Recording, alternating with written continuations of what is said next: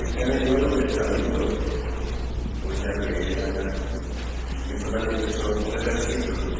Bueno, capítulo 17, versículo 20 y 23 del Nuevo Testamento, del Evangelio según San Juan. Capítulo 17, versículo 20 y 23. La palabra de Dios dice así: mas no ruego solamente por esto, sino también por los que han de creer en mí por la palabra de ellos, para que todos sean uno, como tú, oh Padre, en mí y yo en ti, que también ellos sean uno en nosotros, para que el mundo crea que tú me enviaste. La gloria que me diste, yo les he dado, para que sean uno así como nosotros somos uno. Yo en ellos y tú en mí, para que sean perfectos en unidad, para que el mundo conozca que tú me enviaste y que los has amado a ellos como también a mí me has amado. Señor, te diga su santa palabra. La escuela dominical.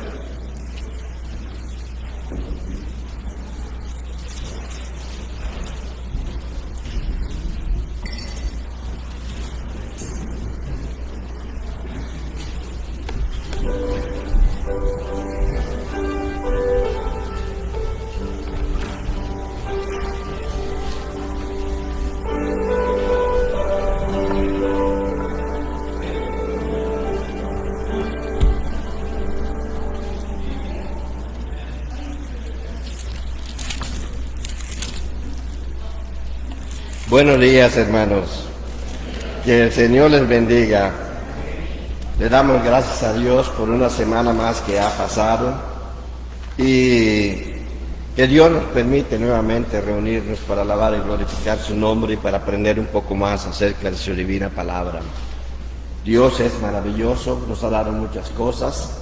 Desde aquí quiero agradecerle a todos los hermanos que nos han ayudado. Ayer nos pasamos al departamento y vamos a estar allá. El que nos quiera visitar en algún momento, pongámonos de acuerdo y con mucho gusto lo recibimos y nos tomamos una taza de café. Y si no toma café, lleve lo que tome. ¿Está bien? No es cierto, es broma.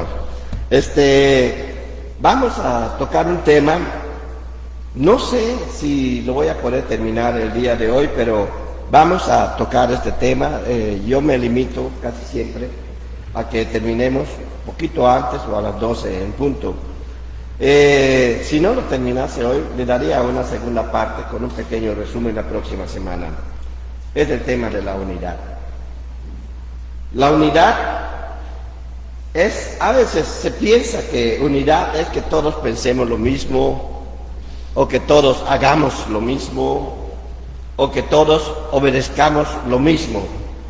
A veces en algunas partes se puede tener razón de ello, pero ¿qué es lo que nos dice nuestro Señor Jesucristo de la unidad? Eso es lo que sí vamos a hablar.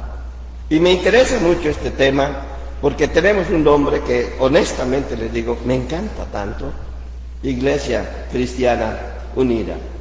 Y por lo tanto, como iglesia debemos de demostrar que le hacemos honor a ese nombre, que somos verdaderamente cristianos, completamente cristianos, y somos verdaderamente unidos. Pero la pregunta que puede hacerse, ya después hablaremos de la parte cristiana, la pregunta que puede hacerse es: ¿qué significa unidad? ¿Qué es la unidad? Pero vamos a ver lo que dice nuestro Señor Jesucristo. Acabamos de leer algunos de sus puntos de vista en los versículos 20 y 23 del Evangelio según San Juan, pero yo voy a regresar a ese punto después de que veamos esto. Primero, cuando estudiamos el Evangelio según San Juan, nosotros vemos que a partir del capítulo 13 hasta el capítulo 20, que es casi cuando termina ya todo el Evangelio, Jesús se está despidiendo de toda la gente a la que lo rodea. Es lo que le llaman el farewell of Jesus, la despedida de Jesús. Porque se empieza en el capítulo 13 hablándole a sus discípulos, haciendo el servicio a sus discípulos. Y me acuerdo que él le lava los pies a sus discípulos. Él se puso una toalla, nadie le dijo que se la ponga, nadie le dijo que lo haga. Sin embargo, él lo hizo. E incluso uno de ellos le dijo, lávame también el cuerpo, o sea, báñame, ya que estás limpiándome los pies, báñame. Y le dice Jesús, no es lo que tú quieres, es lo que yo y el Padre me han mandado a hacer. Porque lo que quería mostrar Jesús allá era un mensaje de enseñanza. Y lo que quería decir Jesús cuando se puso de pie allá es lo siguiente. Ustedes me dicen maestro, y dice, y lo soy, pero yo les lavé los pies. Había en el propósito de nuestro Señor Jesucristo mostrar que el liderazgo no es una posición de mando. ¿Sí? Por eso a veces no puede haber unidad, porque creemos que el liderazgo puede significar una cosa completamente distinta a lo que realmente pensamos. Muchas veces entendemos el liderazgo en el concepto en el que lo maneja el mundo, en el mundo de la administración, porque la gente que depende de aquellos que están arriba reciben un salario, pero Jesús le está diciendo a todos los que están con él, no es así entre nosotros. El concepto de liderazgo que él manejaba era muy importante para que él hablara acerca de la unidad. Bueno, Jesús allá en el capítulo 17, cuando ya llega en el 17, vemos cómo rompe con lo que son los esquemas de ese tiempo. Los esquemas de ese tiempo era orar, si es de pie, siempre inclinado, y hasta golpearse el pecho como acto de contrición, que le llamaban también. O postrarse completamente en el suelo con la frente pegando al piso. Pero Jesús toma una actitud, porque Juan empieza el capítulo 17 diciendo, miró hacia arriba. Y no sé hasta qué punto los discípulos o los apóstoles fueron testigos de esta escena, pero lo que sí sé es que hay una razón para que el Espíritu Santo haya inspirado a Juan a escribir esto de esa manera. Y luego, ¿qué es lo que empieza a decir nuestro Señor? Bien. ¿Este es el slide número 2? Antes, el slide número 2. Estuvo Jesús al inclinarse a orar de esa manera, dando a conocer lo que era, que había cumplido el propósito para el cual él había venido, y que estuvo con que la gente conociera al Padre.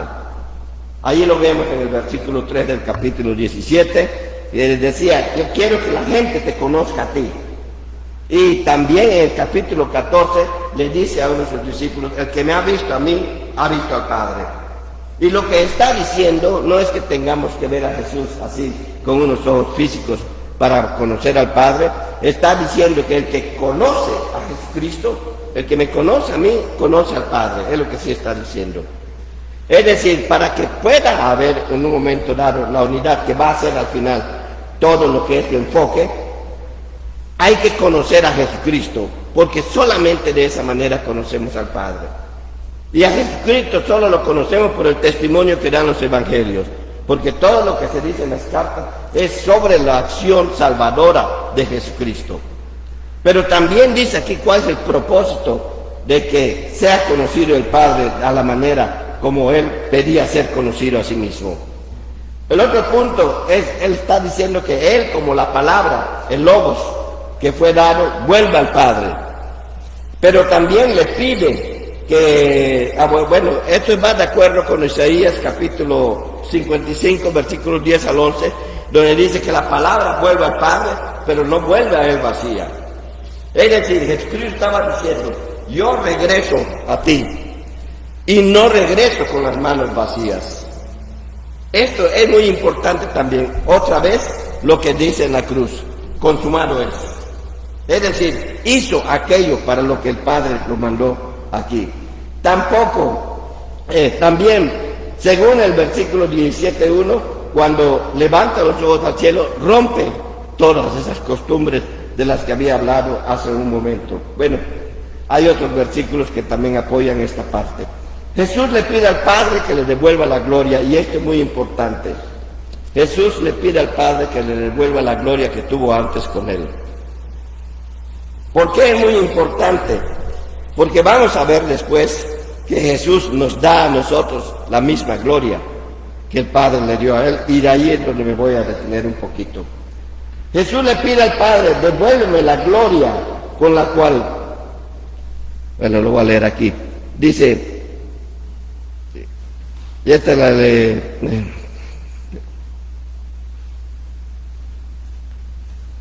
ahí está, glorifícame tú, ahora pues Padre, glorifícame tú al lado tuyo con aquella gloria que tuve contigo antes que el mundo existiera. Glorifícame con aquella gloria, con la misma gloria, devuélveme la gloria que yo antes tuve contigo. Esto también es muy importante cuando Él está hablando, porque nos da a conocer. ¿Se acuerdan de Filipenses capítulo 2, versículos del 5 al 11, cuando dice que se despojó a sí mismo con la finalidad de tomar un lugar aquí en la tierra para morir en una manera muy difícil, como fue la cruz? Y que ese fue la humillación de Jesucristo. A ese el hecho de haber dejado algo en el reino de los cielos es a lo que se está refiriendo aquí. Devuélveme la gloria. Él dejó su gloria como hijo de Dios, dejó su gloria como Dios para venir aquí en la tierra, y eso también habla de un sentido de humildad. Bueno, entonces nosotros podemos ver en este capítulo 17, después de ver estos puntos que son muy importantes, podemos dividir el capítulo 17 en tres partes. Uno, Jesús ora por sí mismo. Él le está pidiendo al Padre, bendíceme, dame la gloria que yo tuve contigo. Segundo, ora por sus discípulos. Habla de aquellos a los que Él había entrenado, a todos aquellos que lo habían seguido. Y cuando tú te haces discípulo de Jesucristo, Él oró por ti. Punto número 2. Punto número 3, ora por todos nosotros. Y es ahí donde entra lo que es el versículo 20. Y quisiera que proyecten el slide 5, tengo los puntos que debo resaltar ahí. Ora por ti mismo, ora por los discípulos. El siguiente slide, por favor. No ruego solo por estos, ruego también por los que han de creer en mí por el mensaje de ellos, para que todos sean uno. Y aquí está lo que es la esencia de todo esto que estoy diciendo. ¿Cuál es la finalidad de la oración de Jesús? La unidad. Jesús está buscando la unidad en aquellos que lo seguían, porque está en esta parte donde ya no solo habla de los que lo seguían, sino de aquellos que han de creer por la palabra de estos. Cuando habla en estos términos, está refiriéndose tanto a ti como a mí. Padre, así como tú estás en mí y yo en ti. La unidad de la que Jesús está hablando, solo la compara con su relación con el Padre. Por eso es importante conocer cómo fue la vida de nuestro Señor Jesucristo aquí en la tierra. Cuando Él dice que yo hago todas las cosas que el Padre me mandó a hacer, no hago nada que Él no me haya dicho. Yo digo todo lo que Él me dijo que dijera. Y todos esos testimonios nos está hablando de obediencia. Quiere decir que para conservar la unidad con Dios significa obedecer a Dios. ¿Y cuál fue el mayor grado de obediencia que tuvo Jesucristo para mantener la unidad con el Padre? Pablo lo dice de una manera muy interesante, que Cristo estuvo en el mundo reconciliando al ser humano con Dios. En otras palabras, la unidad tiene un fin de reconciliación. Nosotros no podemos hablar de unidad si no estamos debidamente reconciliados primeramente con Dios e inmediatamente con nuestro prójimo. Y la finalidad es que todos sean uno, que todos sean uno, y además que esa unidad va a servir para que el mundo crea. En otras palabras, podemos nosotros deducir que el mundo no cree porque no puede ver la unidad entre los cristianos. Y si no ve la unidad entre los cristianos, somos culpables delante del Padre de estar dejando a un lado lo que fue su propósito al morir en la cruz por ti. De que te vas a salvar porque la salvación no se pierde. Hay muchos que creen que se pierde, pero la Biblia lo dice, que lo tomó en sus manos y nadie se lo va a arrebatar. A pesar de todo lo que ocurra.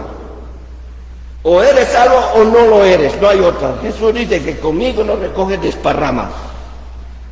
No se pierde para nada, no se pierde. Entonces, eso no lo vas a perder. Pero hay muchas recompensas que nosotros vemos allá en 1 Corintios capítulo 3, sobre todo en el versículo 15, donde dice que vamos a ser probados como por fuego. ¿Y qué es lo que va a ser probado en nosotros, lo que hayamos hecho?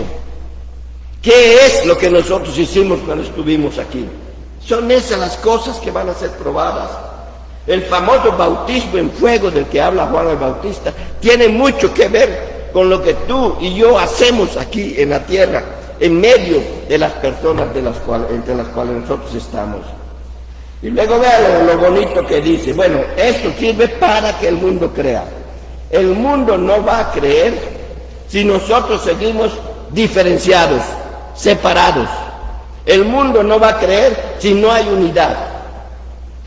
Porque miren, a veces pensamos que la gente no es inteligente, pero la gente es tan inteligente que cuando llega a un lugar, a una congregación, y ve que no hay unidad, puede llegar a decir, no es esto lo que estoy buscando.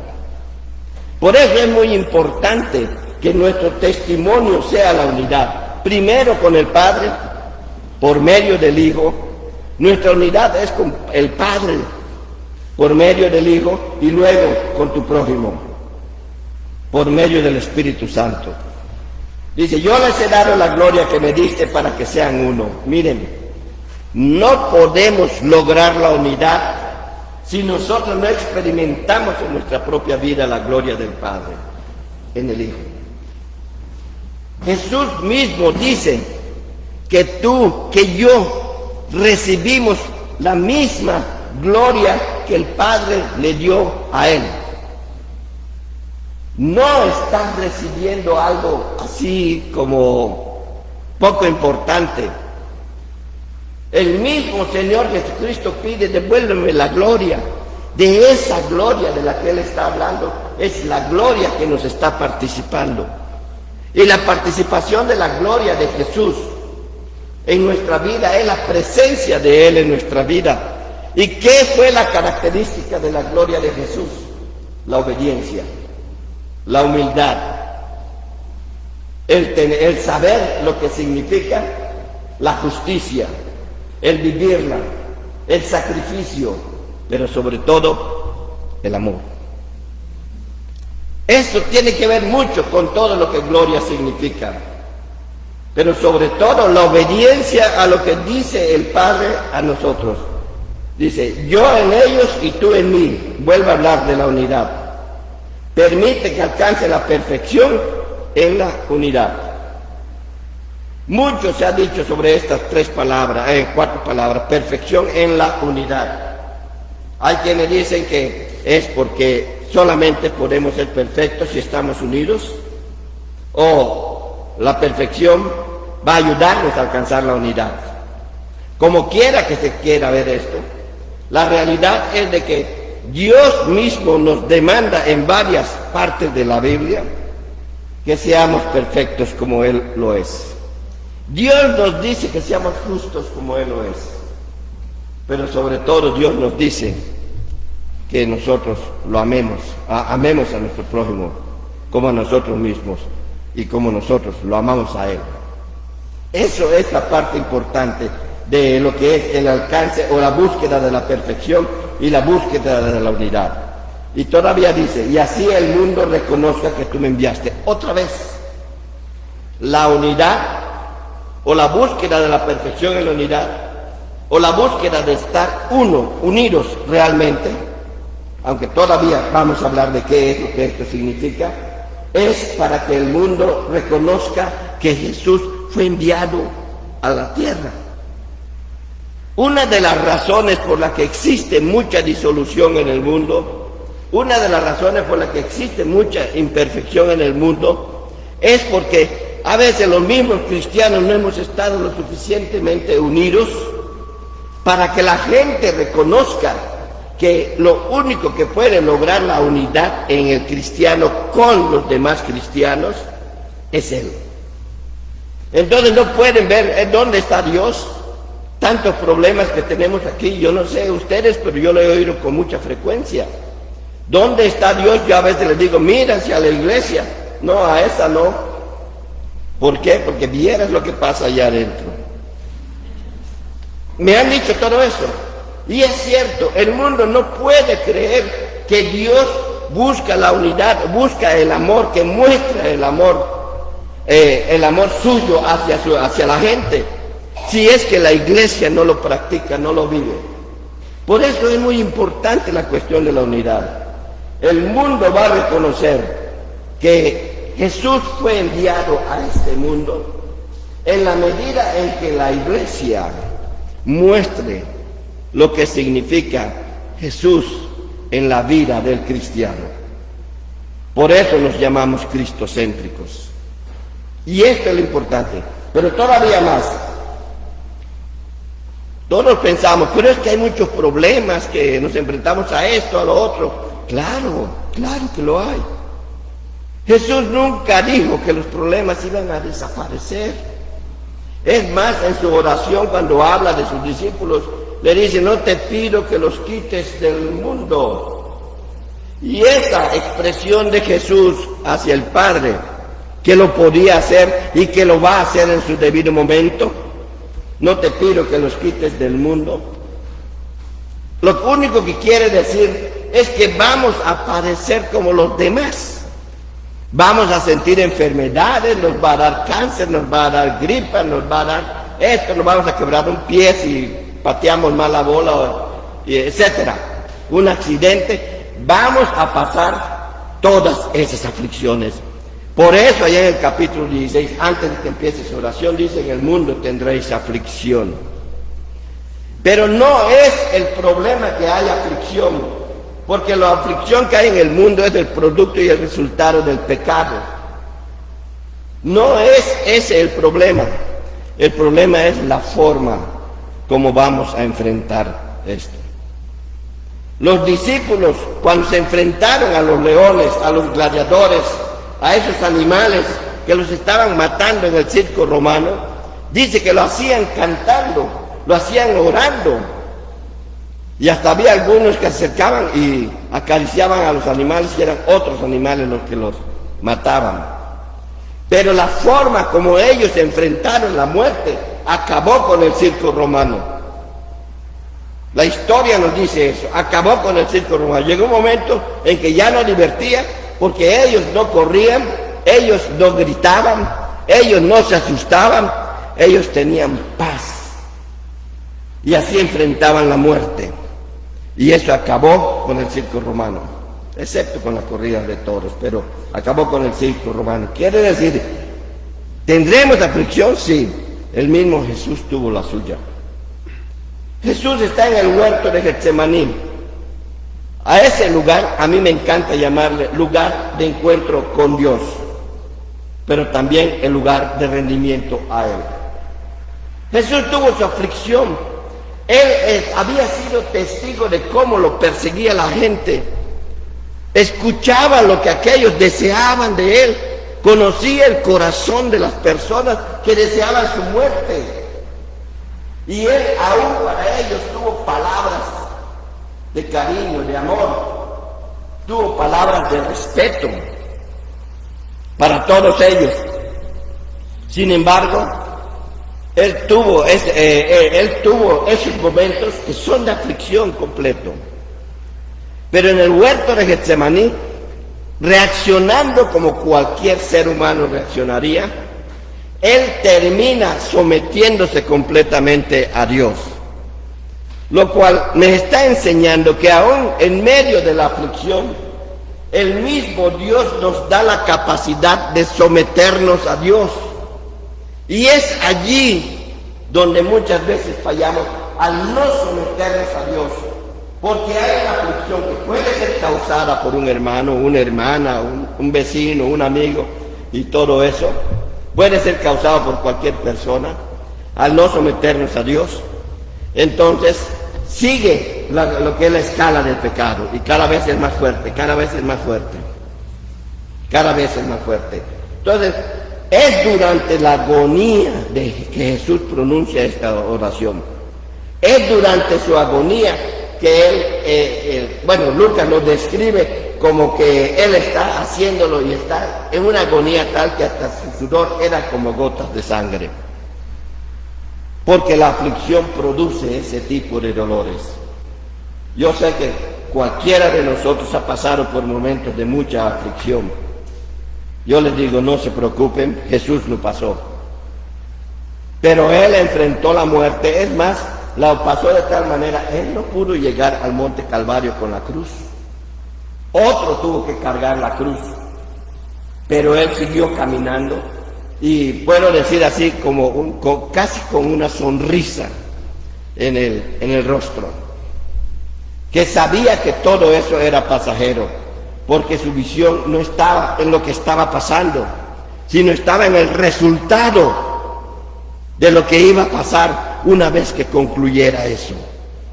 Hermano, lo que nos está diciendo, hermana, lo que nos está diciendo, vamos a tener aflicciones, pero así como comenzó, también va a terminar. Y si no lo podemos terminar nosotros, la va a terminar Él.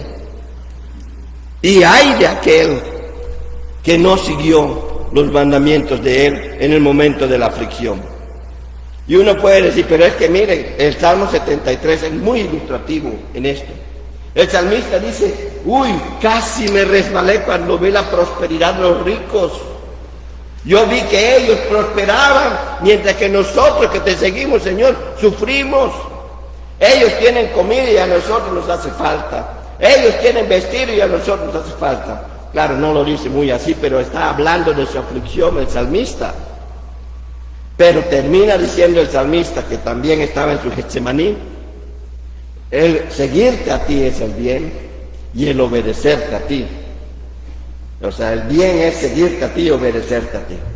O sea, decide seguir en los caminos de Dios. Mientras que nosotros encontramos que muchas veces, cuando entramos en el valle de la aflicción, que el salmista 23 le llama valle de sombra de muerte, cuando entramos en eso, tendemos a desanimarnos, tendemos a ya no querer nada, tendemos a tirar todo por la borda. Entonces la pregunta es, ¿quién crees tú que es tu Señor? Cuando no estás unido, ¿quién está reinando en tu vida? Si en tu vida todavía estás reinando tú, naturalmente que vas a tener problemas para poderte unir a cualquiera. Ahora, hasta la misma Trinidad son tres personas diferentes. Sin embargo, nosotros hablamos de la Trinidad, y está bien, porque lo es una Trinidad. Pero la Biblia nos enseña que son tres personas diferentes, el Padre, el Hijo y el Espíritu Santo. Sin embargo, esos tres son uno. Hay que ir uno en propósito. Bueno, eso no lo dice la Biblia. Eso no lo dice la Biblia, pero ¿hay algo de razón en eso? Sí lo hay. Pero no es esa sola la razón por la que ellos son uno. Bueno, ellos son diferentes y cada uno trabaja en las cosas que le corresponden. Lo vemos allá en 1 Corintios capítulo 12. El Espíritu Santo reparte los dones. El Espíritu Santo, en Juan 14 dice, el Espíritu Santo convence al mundo de justicia, de pecado y de juicio.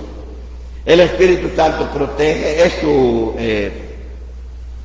se me fue el nombre ahorita, es tu consolador, es tu escudo, es el que te fortalece, es el que te ayuda a enfrentar las situaciones, es el que te orienta cuando te sientes desorientado. Bueno, tiene muchos papeles el Espíritu Santo, pero al que tú obedeces, porque el Espíritu Santo siempre te va a orientar hacia eso, es al Padre. Y el Espíritu Santo está en tu vida gracias a Jesucristo. Son tres personas distintas, pero son uno.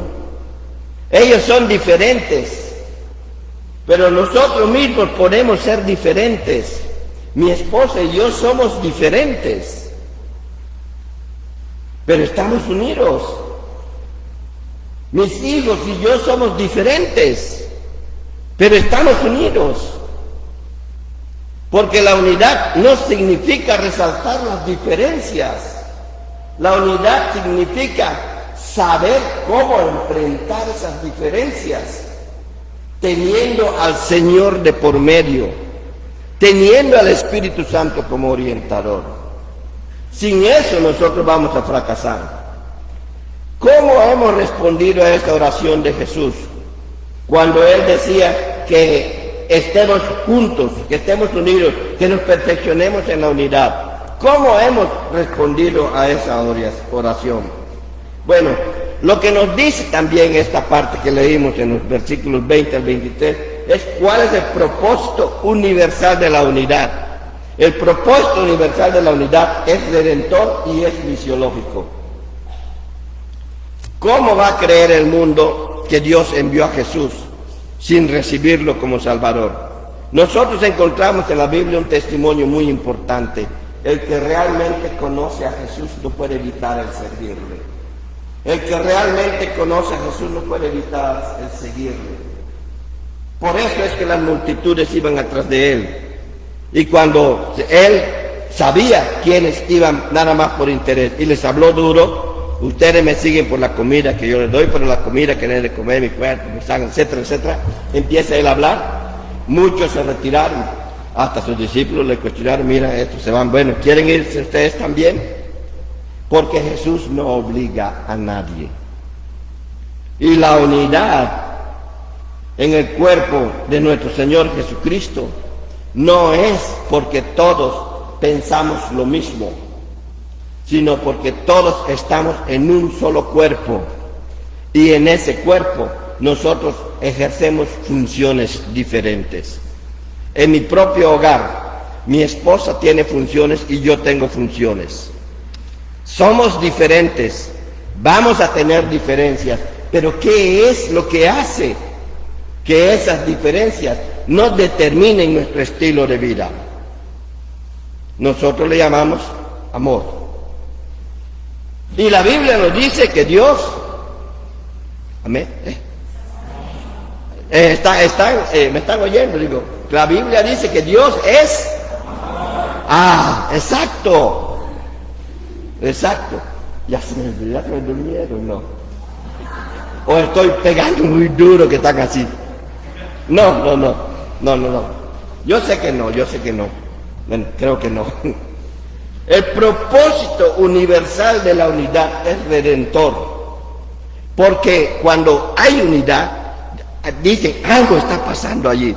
Entonces empieza a funcionar algo en la vida. El Espíritu Santo le empieza a convencer a esa otra persona de justicia, de juicio. Y termina convenciéndole de su pecado. ¿Cómo lograron ellos eso? Tuvieron que reconocer al Señor. Por eso es redentor. Pero también es misiológico. Porque la misiología lo que estudia es de llevar, dar a conocer lo que es la palabra de Dios a otras gentes, a otras etnias, a otras naciones.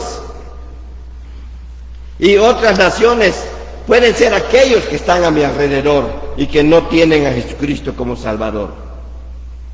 Eso es muy importante. Entonces, ¿cuál es la base para la unidad entre los creyentes?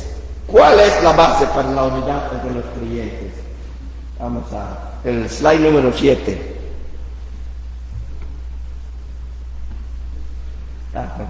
La base para la unidad entre los creyentes es la manera como nosotros manejamos nuestra relación. Se nos pide que sea como la de Jesús y el Padre. Pero también se nos pide que nosotros ya hayamos reconocido a Jesús como nuestro Señor para obedecer al Padre. Pero es la unidad entre los creyentes que da a conocer la relación de Dios con Jesús. De manera que la gente también puede entender a través de nuestra propia unidad, la unidad que existe entre Jesús y el Padre.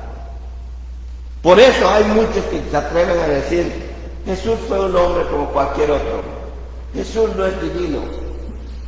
¿Por qué? Porque no hemos mostrado que la unidad entre nosotros debe de estar reflejando la unidad entre Jesús y el Padre. La base para la unidad entre los creyentes es cómo se relaciona Jesús con el Padre. ¿Cómo se relaciona Jesús con la iglesia? Allí en Efesios capítulo 5, versículos 21 hasta el 6:1, nos habla mucho cuál es la relación de Jesús con la iglesia. Ese va a ser después. También la relación del creyente, de los creyentes con el Padre. Tú no puedes estar bien relacionado con el Padre si no has conocido de una manera efectiva a Jesús lo has puesto en tu vida. Tú no puedes mantener una relación con el Padre si no puedes mantener una buena relación con tu prójimo. Por eso existe la palabra perdón. ¿Qué es lo que se resalta en el ser humano? Las diferencias. Tú y yo somos diferentes. No podemos caminar por el mismo camino, pero la Biblia nos enseña, Dios nos enseña que eso no es cierto. Porque siendo el Padre, el Hijo y el Espíritu Santo diferentes, caminan por el mismo camino. Que la iglesia es un solo cuerpo, y le llamamos el cuerpo de Cristo, y lo dejamos en el sentido filosófico muy bello, muy bonito. Sí, cuerpo de Cristo. Tiene muchos miembros, y cada miembro hace lo suyo. ¿Dónde está? Hay que verlo. No es solamente decirlo, hay que mostrarlo, hay que caminarlo, hay que andar en eso. Entonces, la base para la unidad de los creyentes tiene mucho que ver con algo que ya está hecho, la relación de Jesús con el Padre, la relación de Jesús con los creyentes de su iglesia, con su iglesia. ¿Cuál es la relación que tú tienes con Jesús? Se debe de manifestar con las acciones del Espíritu Santo, pero lo más importante con el fruto del Espíritu Santo, que es, a ver si lo saben, amor, gozo, paz, paciencia, benignidad, bondad, fe, templanza, mansedumbre. Solo son esas 9 características. Está dentro de todas esas, ¿verdad? Eso se debe de estar manifestando en el creyente. Tengo una diferencia contigo, ¿dónde está el amor? ¿Te puedo seguir amando a pesar de mi diferencia contigo? Si tú puedes seguir amando a tu prójimo a pesar de la diferencia contigo, realmente tienes a Jesucristo en tu vida. Pero si lo que deseas, ahora este me va a oír, este va a saber quién soy yo, a ver de cuál puede saber más correas, así dice allá en México, ¿verdad? A ver de cuál puede saber más correas, de ninguno.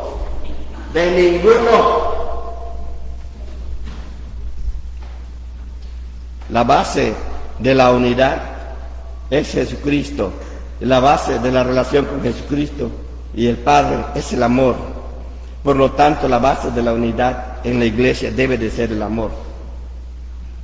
Me gustó la lección de la semana pasada cuando les decía a los hermanos que si realmente nosotros cumpliéramos el amar a Dios con todo nuestro corazón, con toda nuestra mente y todas nuestras fuerzas, y el amar a nuestro prójimo como a nosotros mismos, no habría una declaración universal de derechos humanos. ¿Qué mayor fuerza de respetar los derechos de los demás que el amor al prójimo? Claro, los derechos humanos te obligan a hacerlo. Dios te manda a hacerlo, pero tú tienes que decidir si eres hijo de Él, obedecerle, o hacerte a un lado.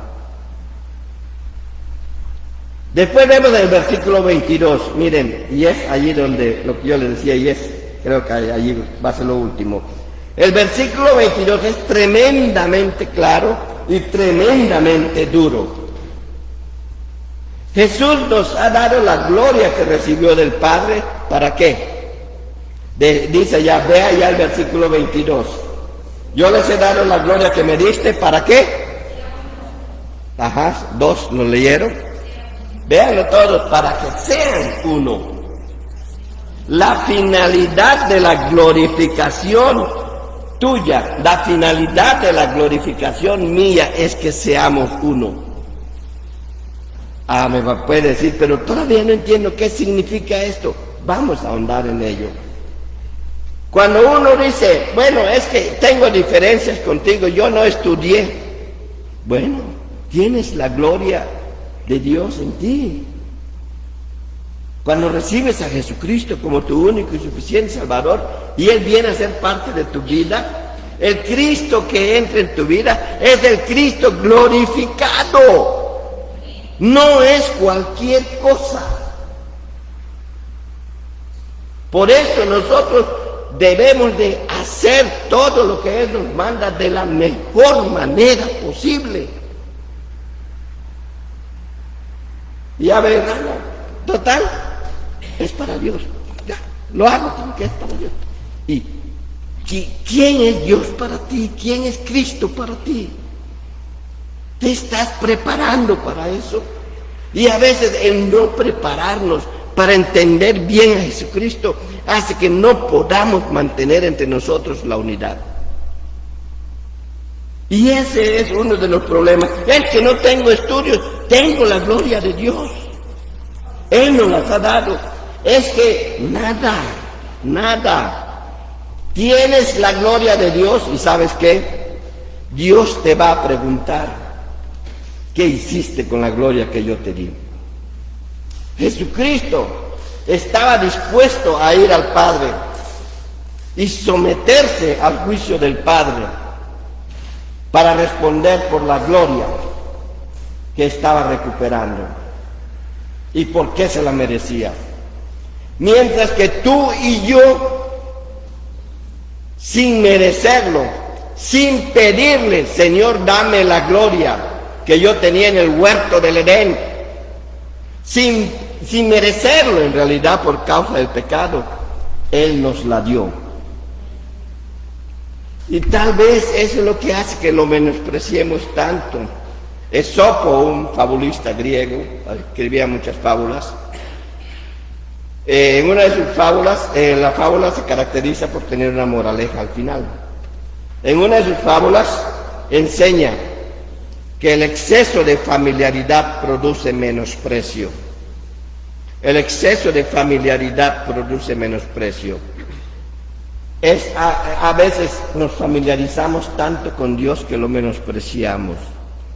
A veces nos familiarizamos tanto con nuestro prójimo que lo menospreciamos.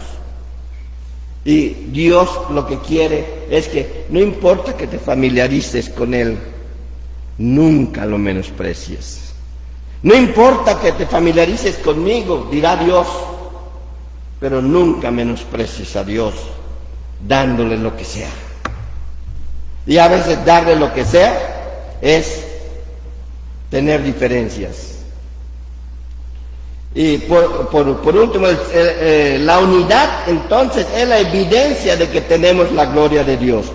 La desunión es evidencia de que no tenemos su gloria. Pero hay una cosa, el no tener la gloria de Dios. La desunión entre nosotros es la negación de la gloria de Dios. Porque la gloria de Dios unifica. Porque Dios quiere que por medio de la gloria que tú tienes, el mundo crea. Por eso es misiológico. Unifica. Dios unifica. Dios unifica. Esto es importante. ¿Cuál es la finalidad última de Dios en todo esto? No es la glorificación del ser humano, aunque lo glorifica. No es la unidad, aunque la pide con pasión. O sea que, aun y cuando es muy importante la unión, no es esa la finalidad, sino la finalidad última de Dios es que el mundo crea. Por eso inspiró el Espíritu Santo a Pedro cuando le dijo que Dios no retarda su promesa como algunos tienen por tardanza, sino que es paciente esperando que todos procedan al arrepentimiento. Y el mundo no va a proceder al arrepentimiento si nosotros no mostramos la unidad que tenemos entre nosotros gracias a la unidad del Hijo con el Padre. Por lo tanto, la finalidad última de Dios es que el mundo crea. Oiga, la finalidad última de Dios es que el mundo crea. Por lo tanto, la glorificación y la unidad no son fines, son medios. Es el medio que Dios está utilizando para que la iglesia conquiste al mundo. Es el medio que Dios está utilizando para que la iglesia conquiste al mundo. Y tu vecino va a venir a ocupar esos lugares vacíos. Tus hijos que no vienen van a venir a ocupar esos lugares vacíos. Tus primos, parientes van a venir a ocupar esos lugares vacíos. Si tú muestras la gloria de Dios, porque la tienes, solo tienes que sacarla. Y solamente hay un Espíritu Santo que te puede ayudar a sacarlo. ¿Y dónde puede manifestar eso? Y perdóname, ya le dije, en la iglesia. En la iglesia tú puedes aprender eso. El mejor lugar para practicar la unidad es la iglesia. Porque si se practica en la iglesia, miren, solito va a reflejarse. Y entonces la iglesia va a ser importante no solamente en la comunidad, sino en todo aquello para lo que lo usa el Señor. Es una iglesia misionera, envía misioneros a otros lados y las obras permanecen. Es una iglesia que ayuda a los necesitados, y estos necesitados ya no vienen solo por la comida, sino empiezan a venir porque dicen, hay algo que los está inclinando a hacer eso. Eso es labor del Espíritu Santo. La unidad es la glorificación del ser humano. Y la glorificación del ser humano es la obediencia a Dios. Por lo tanto, solamente se puede estar en unidad cuando se está en obediencia a Dios. Y la única obediencia a Dios, la única manifestación de la obediencia a Dios es el amor. Es el amor. Hermanos, amados, santos de Dios, ya les dije, yo creo, realmente lo creo, que ustedes que han recibido a Cristo como único y suficiente Salvador, son santos de Dios. Por eso me atrevo a llamarlos así. Así como a mí, tú vas a ser el mejor dibujante que ha habido en el mundo, y siempre se lo dije, y hasta lo somos. Usted también es santo de Dios, y usted va a seguir siendo santo de Dios en la medida que usted busque la unidad, que usted busque la reconciliación, que usted busque estar unido con su hermano como una muestra de la unión de Cristo con Dios, con el Padre, como una muestra de que realmente hay un Padre, hay un Hijo, hay un Espíritu Santo, que aun y cuando son diferentes, no tienen diferencias. Tú y yo podemos ser diferentes. ¿Y qué hacemos con nuestras diferencias? Enfrentarlas a la manera de Dios. Esa debe de ser lo que es la búsqueda de la unidad. Y entonces ya no solamente vamos a ser una iglesia cristiana unida, sino vamos a ser la iglesia cristiana unida por el mismo Dios Padre. Si usted cree eso, tome la decisión. Y quiero decirle en el nombre del Señor lo siguiente: ¿tiene alguna diferencia con alguien? Resuélvala ya. ¿Tiene alguna diferencia con su esposa? Resuélvala ya. ¿Tiene alguna diferencia con su hijo? Resuélvala ya. Porque solamente tiene alguna diferencia con su vecino, resuélvalo ya. ¿Tiene alguna diferencia con el gobierno? Resuélvala ya. Ore por ese gobierno que está. Ore por ese vecino. Ore por ese hijo. Ore por su esposa. Ore por su esposo. Ore por los líderes de la iglesia. Ore por la iglesia. Y resuelva esas diferencias. Porque solamente en la resolución de las diferencias que nosotros no hemos sabido enfrentar, está la unidad. Y que entendamos todos que la unidad en la unidad hay diferencias, pero en la unidad hay un solo propósito, que el mundo crea, que el mundo crea. Padre, gracias por tu palabra, tu amor y tu misericordia. Te bendigo, Señor, porque tú traes estas cosas para que nosotros entendamos qué es lo que tú tienes para nosotros. Perdona nuestras faltas, Señor. Ayúdanos a dar el siguiente paso, así como Jesucristo te decía allá en el huerto de Getsemaní: no queremos esta copa que va a lastimar nuestro orgullo, no queremos beber esta copa porque va a lastimar lo que creemos de nosotros mismos.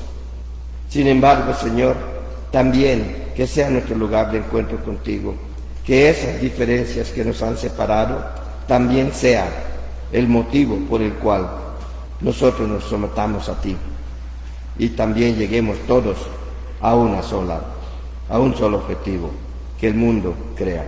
Ayúdanos, Señor, ayúdanos, y que tu palabra sea la que nos guíe en todo momento.